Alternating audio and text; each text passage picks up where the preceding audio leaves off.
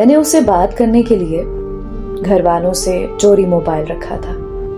रात दिन उसी से बात करती रहती थी। फिर यूं हुआ कि मुझे और मेरी फैमिली को बाहर के मुल्क मेरे अब्बू के पास जाना पड़ा। वहां जाकर भी मेरा राब्ता उससे ख़त्म नहीं हुआ और मैं दिन रात मुसलसल उसी से बात करती रहती थी। और फिर एक दिन मेरे घर वालों को पता चल गया।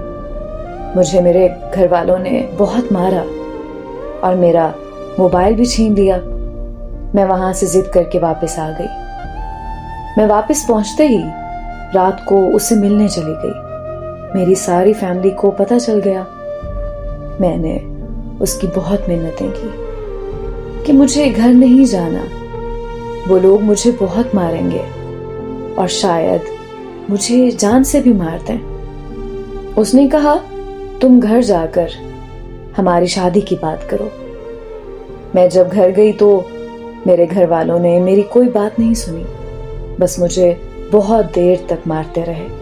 इतनी ज्यादा मार खाने और इतनी ज्यादा पाबंदियां लगाने के बावजूद भी मैं उससे बात करती रही, उससे मिलती रही और घर वालों से बार बार मारें खाती रही। ऐसे ही हमारे रिश्ते को 7 साल गुजर चुके थे।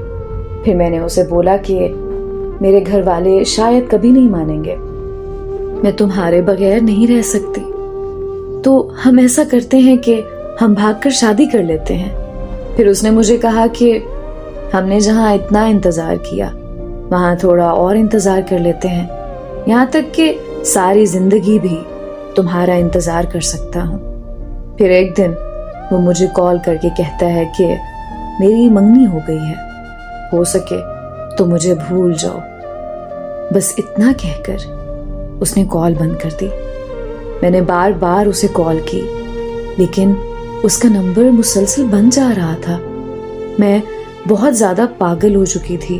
बहुत ज्यादा सोचने के बाद उसके घर की तरफ भाग के चली गई।